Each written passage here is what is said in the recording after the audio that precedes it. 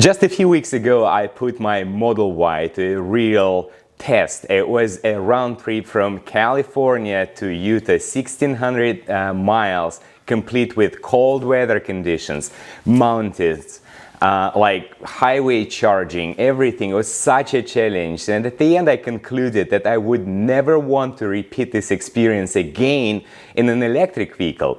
However, a team from a startup called EC Power reached out to me just a few weeks later, and they are apparently developing such a technology which can solve, driving range drop issue and fast charging. So today, I'm very excited to host the team from EC Power on my channel, and also my colleague Barry from FTI Consulting.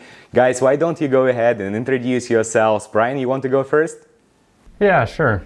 So hi, my name is Brian McCarthy. I'm the head of R&D at EC Power, an electrochemistry PhD. More fundamentally though, I'm a chemist who likes to make things with his hands.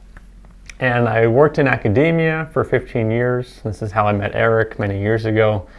And I was working in the hydrogen technology area, but it just wasn't satisfying at the end of the day. I wanted to make something practical that was useful for society. And so last summer I was visiting family and friends in the area, Pennsylvania, and I happened to go by and have dinner with Eric and his family. When he told me about what EC Power was up to and the technology, I was sold. It was just so simple and clever, so I immediately joined the team, and here I am today. Yeah, well, I'll go ahead and introduce myself. So I'm Eric Rountree. I'm the head of business development here at EC Power.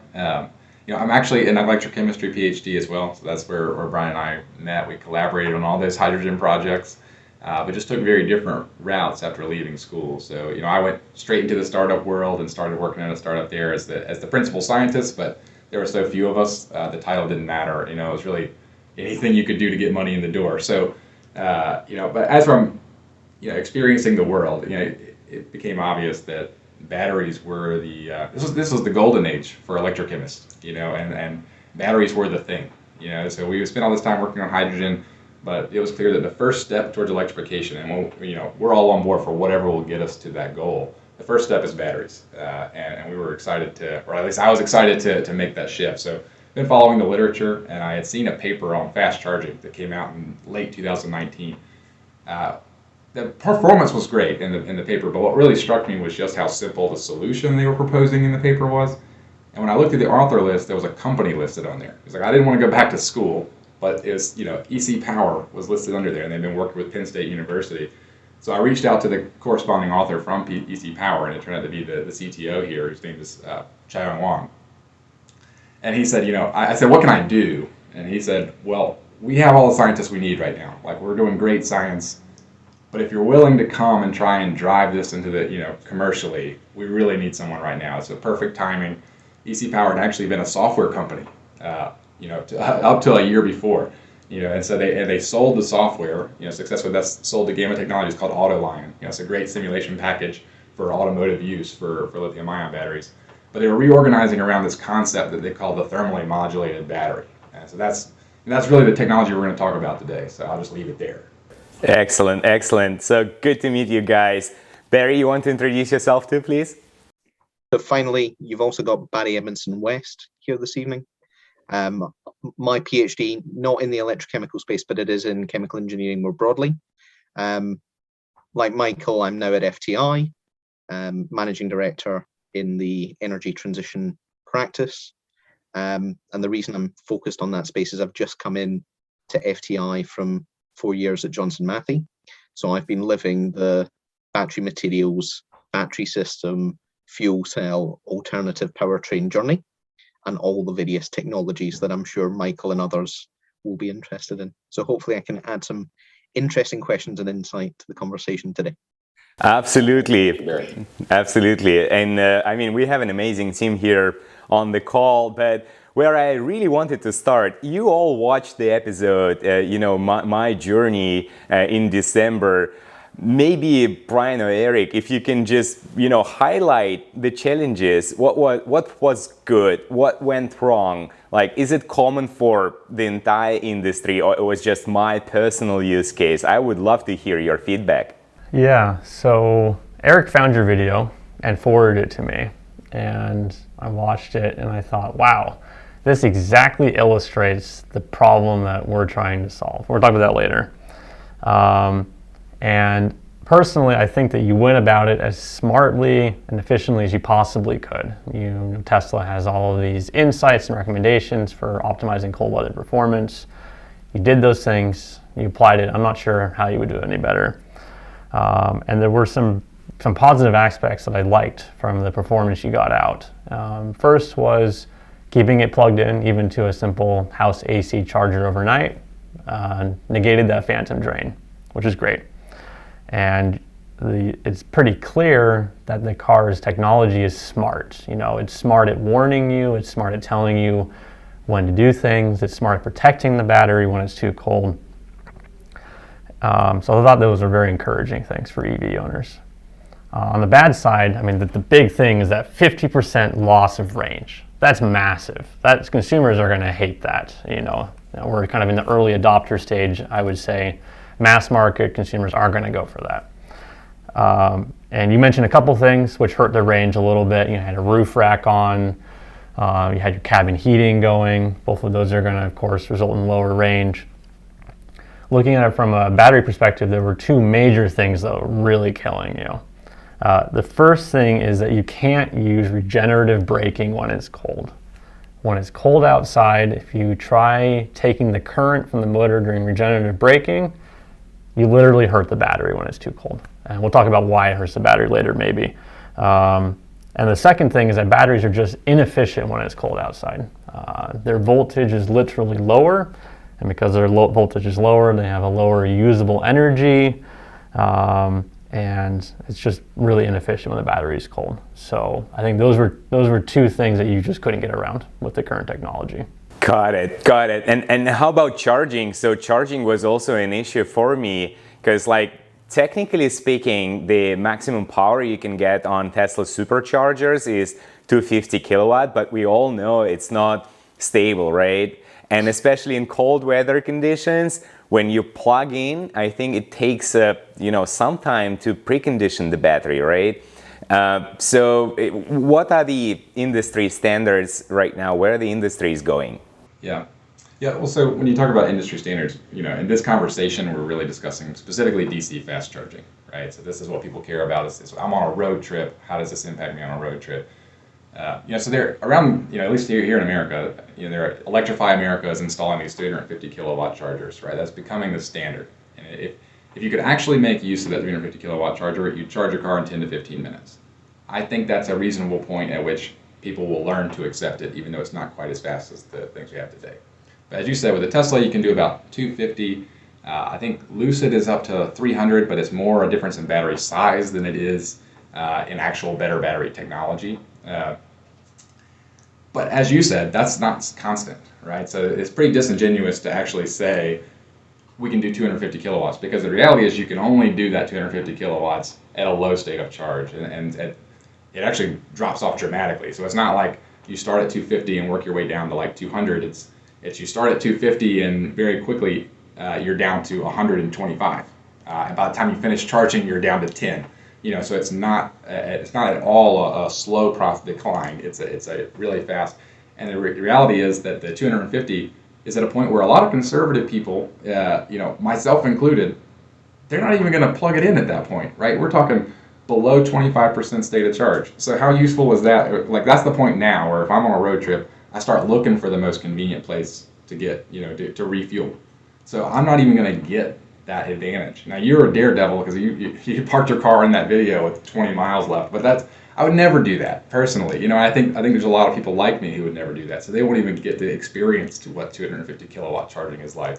Yeah, you're absolutely right. And obviously I knew the constraints, and sometimes when you have the two kids in the back, your family, or it's too late, you already made 3 stops on freeways, is there a choice? Would you go at 1 a.m.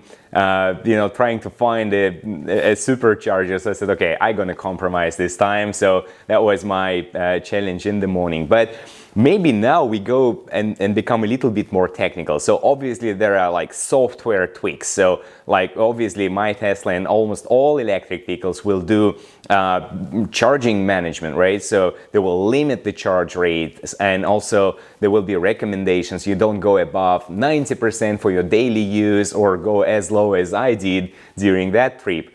So what is exactly happening on the chemistry level? Like why it's so bad? Yeah, the whole entire process is software controlled, right? So it's not actually limited. Like the software is limiting it, and it's doing that to protect the battery. You could jam a lot more if you wanted to. You could, if you really wanted to, that Electrify America charging station, if the car would let it, it could pump the 350 kilowatts in right away. It could, and your car could actually probably handle that 10 times or so, but that's about all you'll get. Your car will charge 10 times and then you got your battery's gone and it's wasted. So that's why there is so much software control over that. I don't know that I'll get, it's pretty complicated why. So I don't know that I want to jump into the actual physics of why it's limited, but I'll give an analogy that I think will be pretty easy to understand. The way I think about it is it's like, if you've seen the carnival game where there's a bunch of balloons on a board and you're throwing darts, inside the battery, you've got these vacancies that are like those balloons. And at the beginning, when the battery is completely depleted, the whole board's full of balloons. And so any dart you throw, you'll pop a balloon, right? It's super easy. You can throw them as fast as you want. And that's like the dead battery, right? It's tons of vacancies. But as you continue to throw darts, there's less balloons.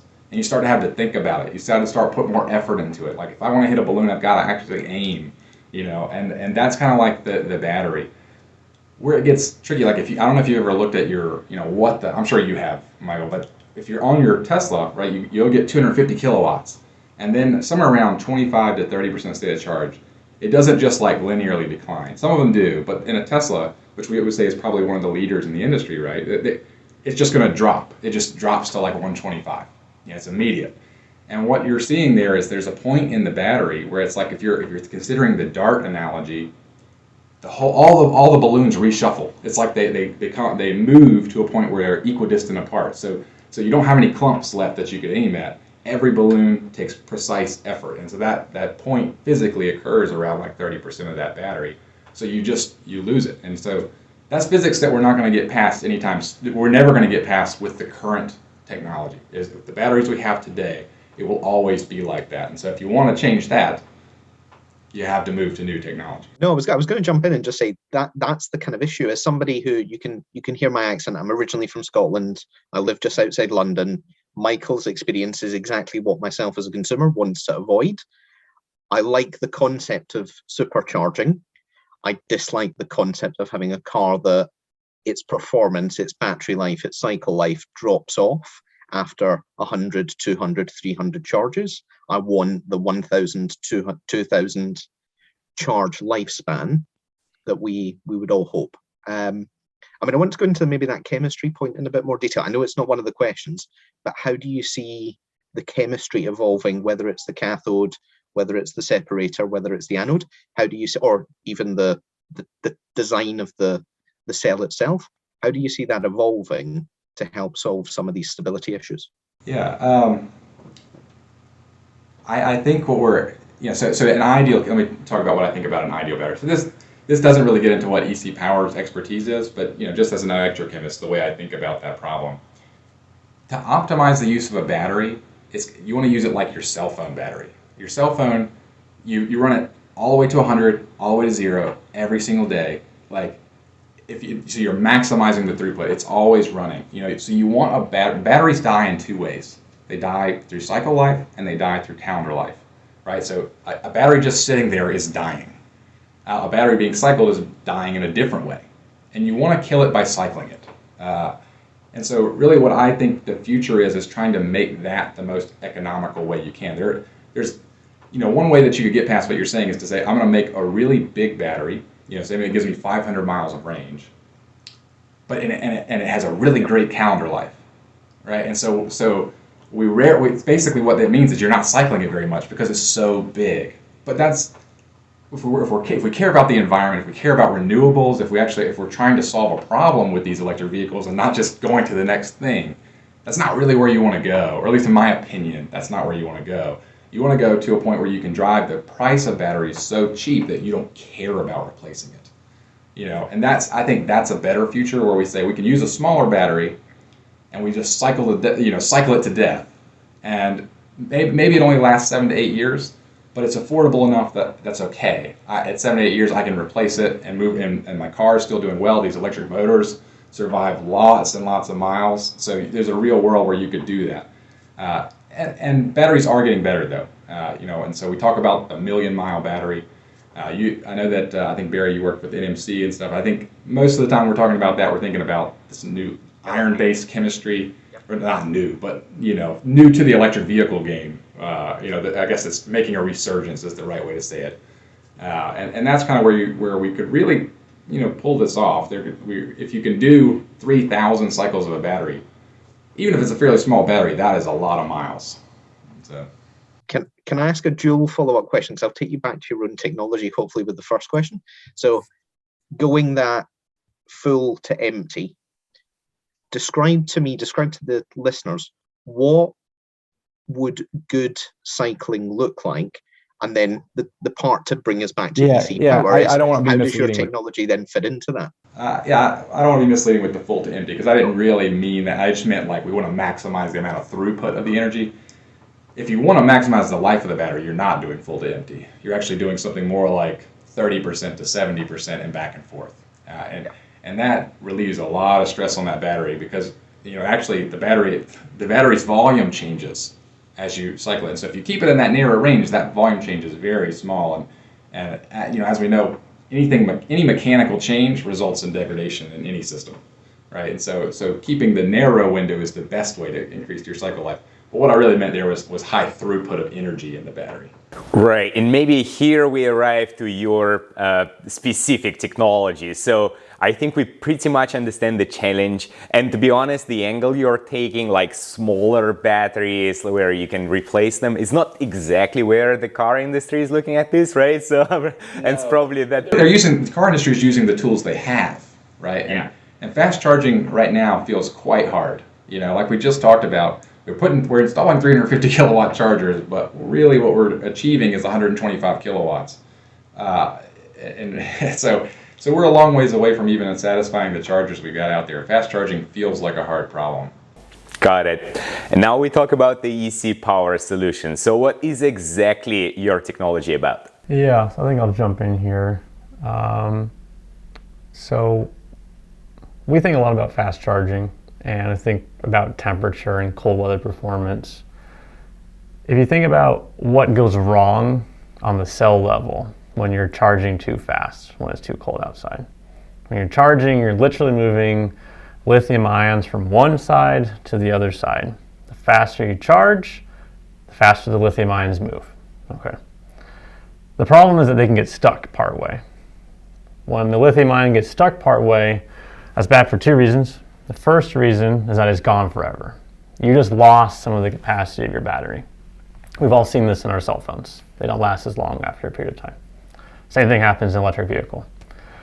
The second problem is worse, and it's how the lithium gets stuck. Lithium likes to form what I like to call spiky Christmas trees. They're called dendrites in the industry. These spiky Christmas trees look like Christmas trees, and they're spiky. And that's bad because they can grow across the battery and connect both of the electrodes together. That makes an electrical short. Electrical shorts equal fire. Fire is bad. That leads it to being all over Fox News. Any news media, you see a Tesla burning in somebody's garage, people freaking out. It's not how we're going to convince people to buy electric vehicles. So how do you avoid this? Well, you charge more slowly, or you warm the battery up. Now, of course, companies like Tesla and other automakers have very clever engineers. They know this.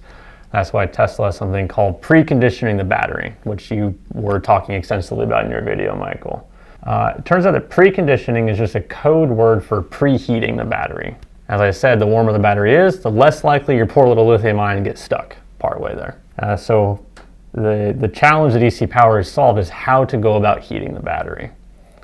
Conventionally, if you imagine what Tesla inside your Model Y, you have all these individual cells, and they're literally wrapping this heating pipe around the cells. It's very torturous looking, it's very complicated, and requires an external heating system, and it takes a long time.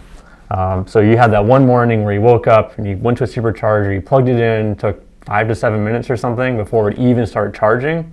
That's because it had to wait to warm up the battery.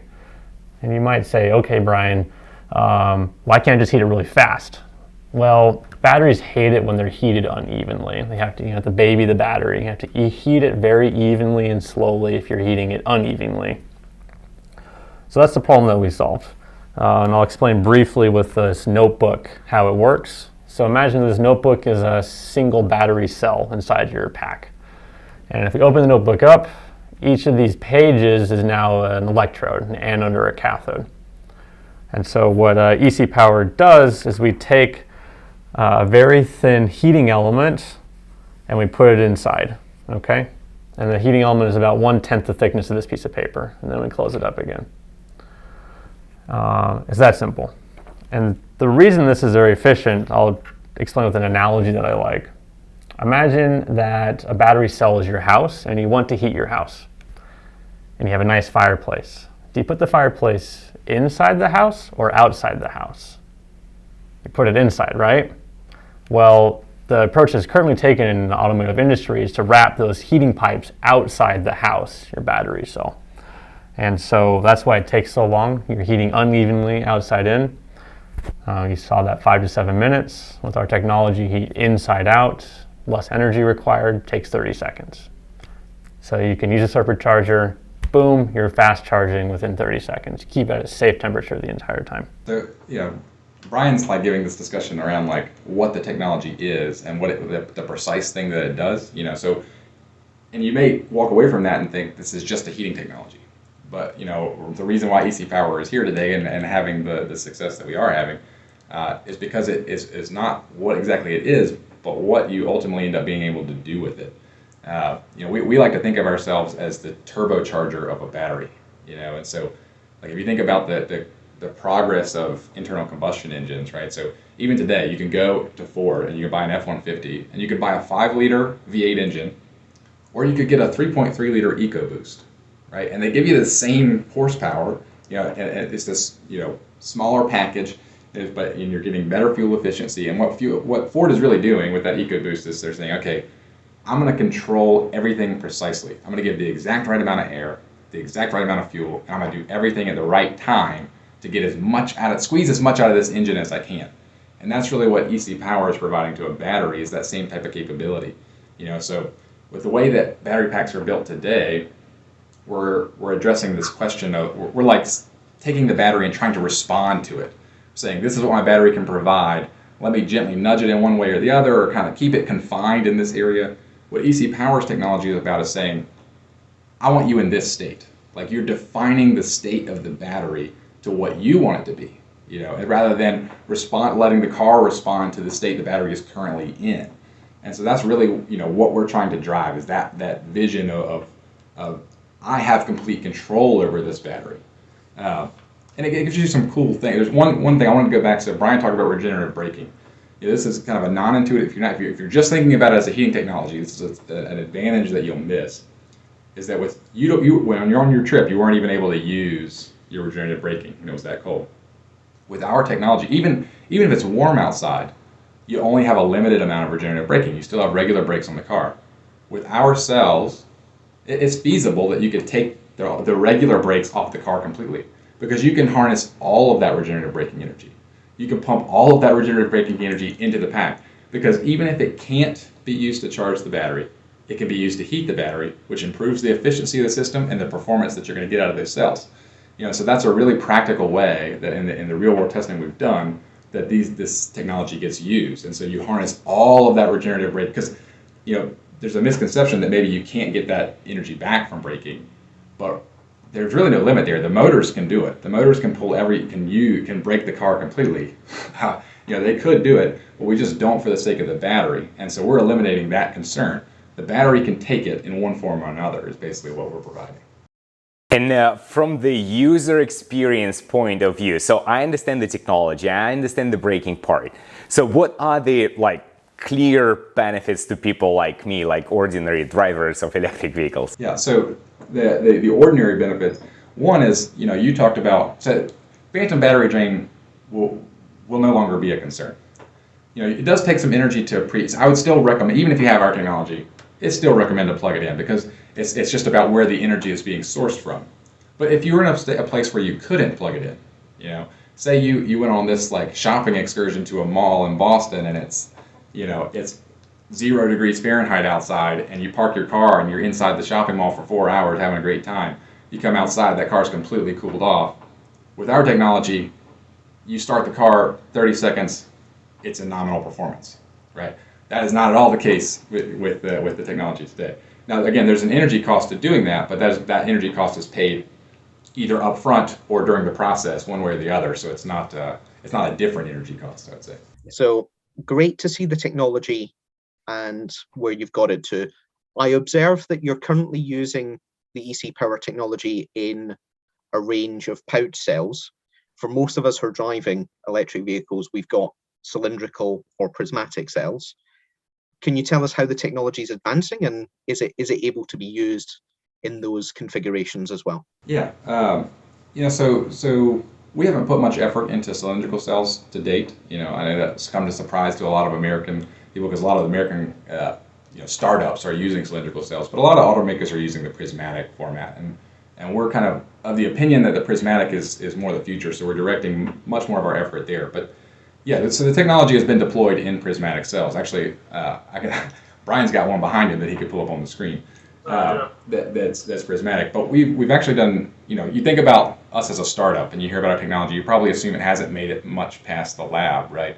But the reality is this technology isn't completely new, and we tested it in real world conditions 5 years ago. And so this was tested in cars and in buses in minus 40 degree weather on the border of China and Mongolia.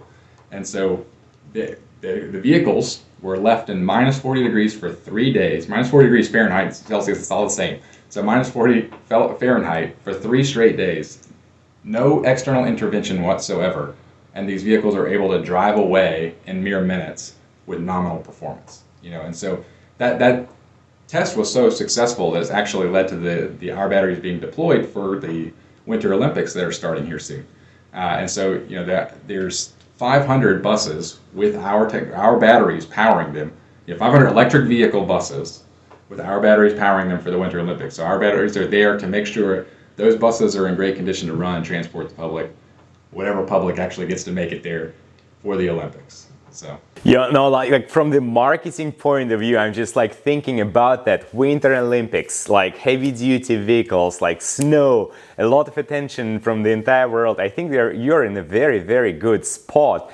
Are there like any other projects with car makers or bus makers or any other technology you see this solution can be applicable to?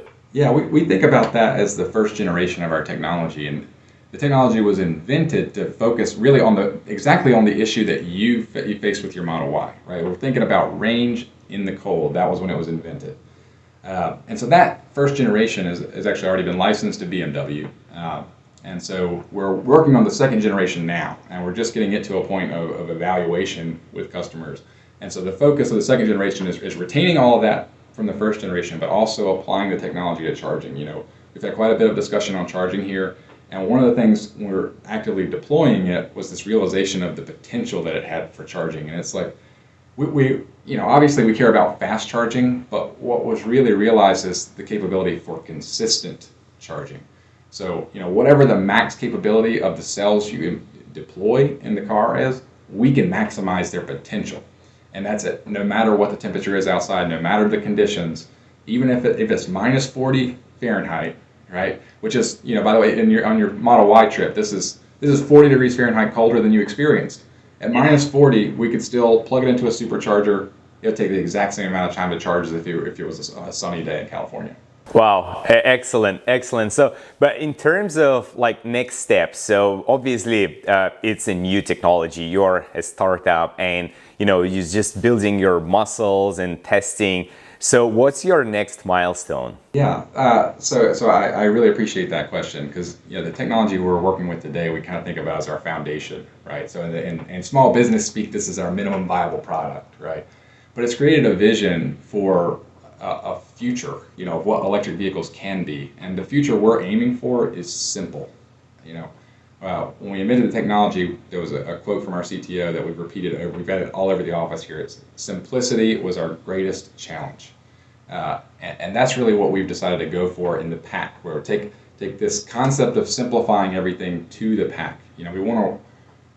There's a world where our technology, which is a heating technology, makes it so you don't even need cooling in the pack. And you're able to get all that same, the efficiency you have today or better, and you can remove a lot of this complexity. So, we've got a vision for just shoving a bunch of cells in there, and this makes a high-performing pack. And even more than that, those cells don't necessarily need to be the highest performing materials to perform really well. And that's kind of comes back to our concept as we're the turbocharger of the cell. We can take something that's slightly smaller and make it perform as if it was, your high-performing chemistry, your high nickel chemistry if you're a battery chemist. Interesting. And what's your go-to-market strategy? If so, you licensed your technology to BMW, but is your plan to actually build battery factories and go actually assemble those battery packs with your technology inside, or how do you want to go about that? We do have a vision for building batteries ourselves. It is not at the scale of automakers. We don't. It's kind of hard to imagine going from where we are today and saying we're gonna manufacture batteries for these 5 different car makers. I'm not 100% sure that that's a realistic goal. And one, I think that a lot of these automakers are going to want a lot of control over that process. So when it comes to the automotive industry, we do view this as more of a licensing strategy. So we want to give them the rights to use our technology. So we'll teach them how to manufacture it. It's actually not all that different from the batteries today. Brian said he's inserting that thing in there. It really is pretty much that straightforward. And the heating element that he talked about is manufactured the same way as the other electrodes. So it's not even, right now we're using a nickel foil. Everyone pushes us to use aluminum. We've got reasons we're using nickel, but it doesn't really matter, right? So you could use almost any metal you wanted, and you can kind of balance out the cost and simplicity of the manufacturing and whatnot. But the fact of the matter is, it's still just a foil like the other electrodes, and we cut it out and make it build it the same way. So. And we've talked buses and we've talked passenger car. Are there any other applications you're wanting to use this technology in? So this is kind of where my job comes in as the head of R&D here, and it's very fun, I should say. So you're asking, Barry, if I'm right, you're asking about what other industries we could use it in? Yeah. So I'm getting a little geeking out here a little bit. So I'll talk about that in a moment. But what immediately came to mind when you asked was thinking about different types of material science.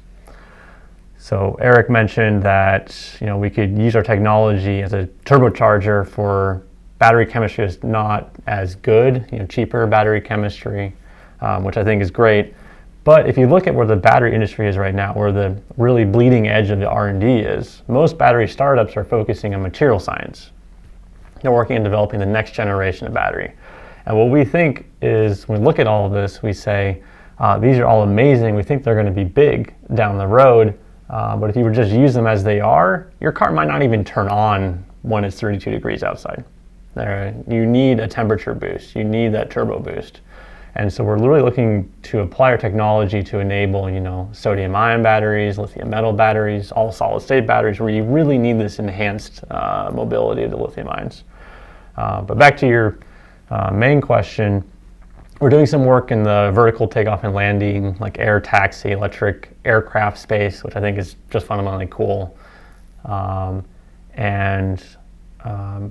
talked about a big push for the company being economy cars. Economy cars, you think about it, these are shorter range, smaller packs, and they need to be fast charging because the pack is smaller.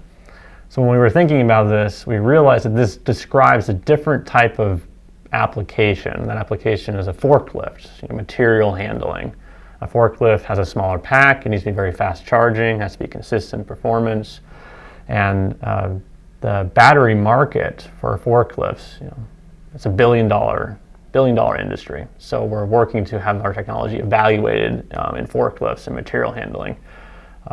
So I'm very excited to see. Maybe more on the material science side. Eric's excited about the forklifts. Yeah, I'll jump in and say, so it's not really $1 billion yet, but I think that the potential is there, right? So right now, lithium-ion batteries only make up like 5% of the forklift market, but I have absolute confidence that they'll make up near 100% if you give them 10 years. And so it's a great market that's very similar in its needs to economy cars. I think you could double the sales from there. So it's also a lot faster turnaround than electric vehicles, right? Because of the type of environment it's deployed in, and so it's a great proving ground for our technology as we innovate. That can turn around much faster and get the cells in use. Yeah, absolutely. While like VTOLs, air taxi, I think is the most exciting part of this story, I think forklifts is very practical. And I'm a little bit familiar with the industry. I think they're still heavily using all those like legacy lead acid batteries and slowly transitioning to lithium ion.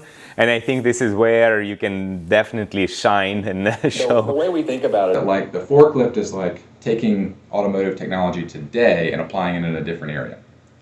The eVTOL is what is the next generation of automotive technology, right? You can't stick batteries from a car in a plane and fly it. It just there's a very stark difference between them. Actually, AC Power's published a paper on this. If anyone's interested, go to our website and look it up. Excellent.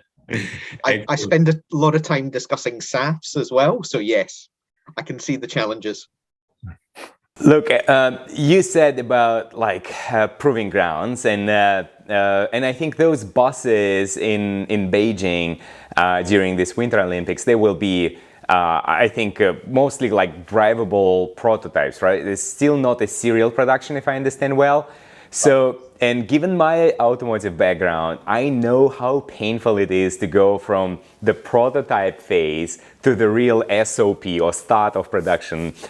So where are you in this process, and how you can move faster, accelerate, and bring your technology to the market? Yeah, so one of the things is we've got to scale a bit. So EC Power is still quite a small business, and we're working on scaling now, and that's in terms of personnel and what we're actually able to manufacture ourselves, right? So EC Power has manned a battery building facility. So I think Barry mentioned our pouch cells, right? So that's, if you look through our work, you're always going to see pouch cells, and that's because that's primarily what we manufacture here on site. So we do a lot of work around that. First steps for us is scaling to a point where we can field whole packs straight out of our own facility. That's kind of a next natural step for us. As far as getting to a start of production, a lot of that is partnership development. So we want to do enough R&D here to get our partners comfortable with taking it on. That's really what we're driving at. So again, I said like there's some minor differences in the way you construct the battery. Most everything, and the way you build the electrodes and everything is the same. And then when it comes to when you stack it, there's a minor difference, but it barely even changes the machine. The only thing that we really have to work out the kinks in is how you insulate the heating element from the rest of the battery. But it's a fairly straightforward process, and it's majority engineering. So we're not talking material science here. We're not talking things that are pie in the sky. It's just an engineering challenge. How do you get the processing to make these foils that we use only cost 1 cent a piece as you're about to stick them in the battery? And once you get there, the cost of constructing the battery is no different. In fact, one of our driving principles here is we want our cells to cost less than today's. Not just say we're giving a performance advantage, because in a world like this that doesn't work, right? So you have to have a performance advantage and a cost advantage, and the way that we get that is by it's about being the turbocharger again. It's about taking something that wouldn't have really worked before and making it work now because of adding our technology to it. And so, it's kind of like, if you're familiar with the battery space, there's kind of a few different things going on, and the bigger follower to automotive is this ESS. It's the stationary storage is out there, and so basically we should be able to kind of hybridize that to make it automotive functional. using our technology. And that's one way that you can really drive costs down. And when I think about startup mentality, so right now what you're doing is basically creating value. So a lot of research, testing, proving grounds, building your teams, attracting talent. And so I'm guessing you're hiring. So if anyone is interested, make this an advertisement, please. Go ahead. On the EC Power. Excellent. But, the question is, you are not practically generating much revenue at this stage. So you need like a long runway to be able to get to that point where you can have enough and good traction from car makers or forklift makers or VTOL makers to actually accept your technology, or at least start integrating this technology. So on that front, who are the companies or the investors behind you? What are your next milestones and where you want to be in the next couple of years? Yeah, EC Power is quite strange on that front. So it was founded in 2011 on a seed fund, right? And that's the only fundraising that we've ever actually done. We've had enough success to this point that we haven't had to do anymore. That is changing, all right? We've got our visions get grander by the day. And so, we've been making kind of our wish list of what we need. And so, it's time for us to go back to the board on that. But we have generated enough revenue. As I said, we've got the license agreement in place with BMW, and that's generated some. We had, the business was built around software before, and again, that was sold off. It made sense to sell it off. I think if anybody out there wants to look into the lithium-ion battery simulation software, our previous software, Autoline, is at a great place now at Gamma Technologies. You can buy GT Suite, which is like a CAE platform for, they're using it for vertical takeoff and landing stuff and automotive simulation of the whole system. And so now our former software is a part of that system, so it can accurately predict what the battery is going to do in all these strenuous conditions. So we made that sale, and so that kind of floated the company more, and it's propelled a lot of this R&D. And so now we're in a position where particularly if we want to scale up and start making batteries to build prototype packs out of our own facility, this is where things are going to get costly. It was because we make that transition to prismatic cells that are more in the range of, a lot of the cells we built today for prototyping and testing are more about 10 amp hour cells, and the cells of next year are 100 amp hour cells. That's really what we're targeting. That's kind of about the range we feel like the automotive use case, 100 to 200 amp hours. That's the future of automotive cells. That's really where we want to be for our prototyping, so they can see and feel exactly what's going to be in that car. Got it. So practically what you're saying, to get to the next level, you need a round, or a round, if you wish, right? It will be our Series A, and so we're excited about that, and excited to take the business off into the next direction. So, there's obviously some challenges there. We just talked about hiring. Oh my gosh, the battery space has exploded. So getting good talent is always challenging, and we're gonna need the funding to draw that talent in. Brian and I are super passionate guys, so they wouldn't even have to pay us to be here, but not everyone's that way. So. Yeah, we clearly see that, and I wish you all the best. I know a lot of excitement, and basically your technology is solving my problem and problems of like regular people driving electric vehicles in cold weather conditions, and supercharging. All of that is super important. So wish you all the best. If we can help anyhow, let us know. But I'm very excited to have you on my channel, and thank you so much for your great story. Thank you, Michael. Thank you, Barry. It's nice to have some time with you.